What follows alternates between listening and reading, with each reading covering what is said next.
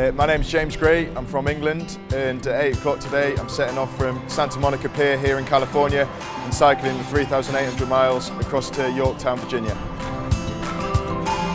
I'm doing this to raise money for the Oddballs Foundation and the Testicular Cancer Awareness Foundation. It's really remarkable that James would come all the way over here from England to do the cycling challenge. And he's not even a testicular cancer survivor. He just has a passion for helping make a difference in the fight against testicular cancer. I hadn't really heard of the cancer until we had an ambassador's talk at my university in Newcastle, and some of the facts really stood out for me. And then I realised that we had a big opportunity coming over here to really make a difference over here as well. And hopefully with the money I'm raising here, they'll be able to set up, in partnership with the Oddballs Foundation, the Oddballs Ambassador scheme here in the colleges in the United States to spread the awareness throughout the country. What I'm most looking forward to is hopefully meeting some of the testicular cancer survivors along the way. It'd be really good to meet them, and then obviously the obvious one, rock it up at Yorktown in 40 days' time at the finish. Can't wait, looking forward to getting going.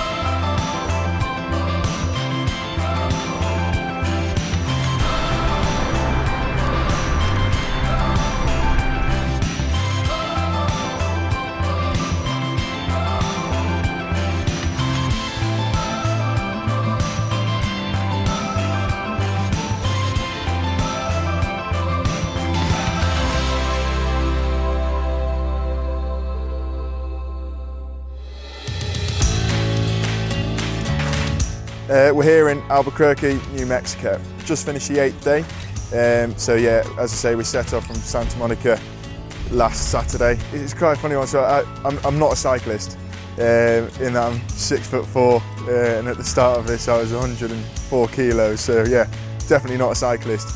But I wanted something that would push me physically and mentally, and yeah, see how far I could push myself. James's passion to do this and just resilience is unbelievable. Yeah, it takes someone with that much passion and dedication to help raise funds and awareness for Testicular Cancer Awareness Foundation. I mean, that's just remarkable. I'm feeling good. A few days ago I had a bit of a problem with my knee, but I changed the cleats on the bottom of my shoes and that seems to have sorted that, hopefully. And yeah, mentally I'm holding up well. I've had a couple of punctures, but hopefully I've started injecting some sealant into my inner tubes. So hopefully, touch wood, that'll solve that issue. And then we had the major setback of the RV breaking down a couple of days ago. Unfortunately, the power steering pump went, and then we had to wait to be towed back about 60 or 70 miles to get it repaired. And it took 10 minutes for the mechanic to replace it and get us back on the road. So Dad was lucky enough to meet up with Josh, a testicular cancer survivor in Flagstaff, and he saw the RV, so he came out and had a chat. And now, from what Dad was saying, it's really good to actually speak to a testicular cancer survivor over here. And Josh was all for what we're doing and things, so hopefully we'll get more opportunities along the way to meet more.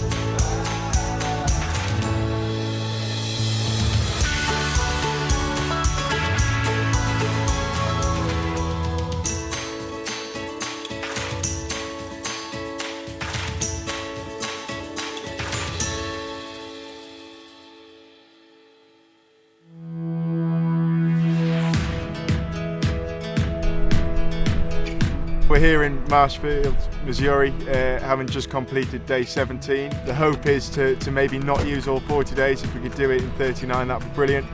I think we have worked out that if we can do around 100 miles a day, it works. And therefore, 48 hours before, we'll sit down at lunchtime and go through, look at the maps and try and work out where would be about 100 to 110 miles forward.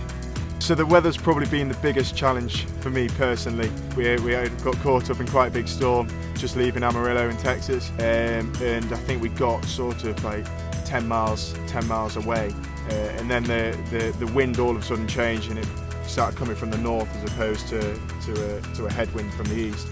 And then the rain started driving in, and it soon became clear that I wasn't going to be able to ride through this, and we stopped. And actually, as we stopped, the lightning and thunder all started. So we had to stop for I think a couple of hours it was, and then we got going. And then just as we got going, the sheriff of the county that we were in pulled us over. His comments were, "I just don't want you to die in my county." And thankfully, by the end of the day, we passed and we still managed to do over 100 miles. So yeah, didn't lose too much progress in that day. I think from here on, it changes massively in that we are leaving Route 66. So as of today, we've come to the end of the Route 66 and we pick up the Trans-America Cycle Trail. And obviously the terrain, I don't really know what I'm expecting. We've come along the rolling long hills, along the plains, and now I'm expecting, from talking to people and doing the research beforehand, like a lot more shorter but steeper climbs as we go forward. So I think I'm just looking forward to the changes and seeing what the likes of Kentucky and Virginia have really.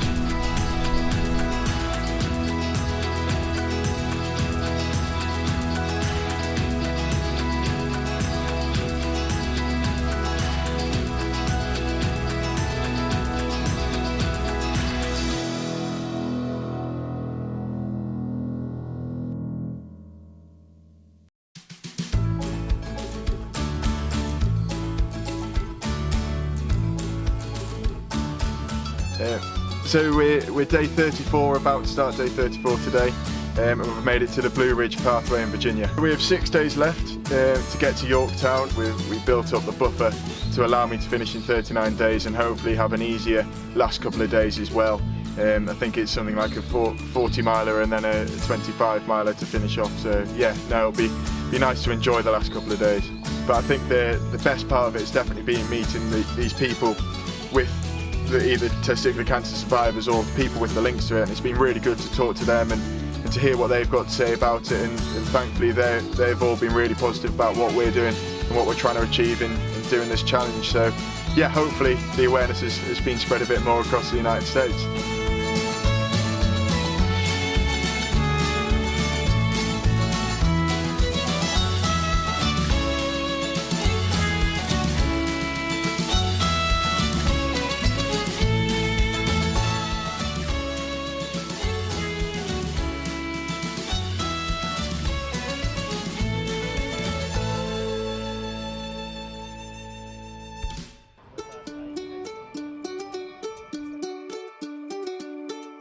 James, when he first said that he wanted to do what he's now achieving, I didn't really believe that he would be able to do it. If you go back 10 years this September to when he was sort of spine-boarded off the rugby pitch, you'd never have thought that he would have managed to do what he's done.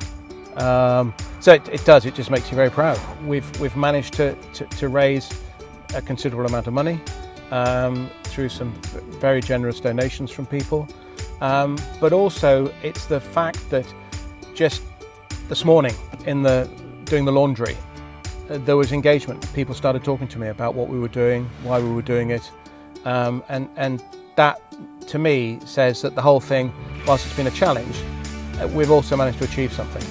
Yeah, it was a nice feeling waking up this morning, obviously knowing that I only had 17 miles to go until the end. But yeah, at the same time you start to reflect on what you've been through in the last 39 days now, and yeah, it's a great sense of relief.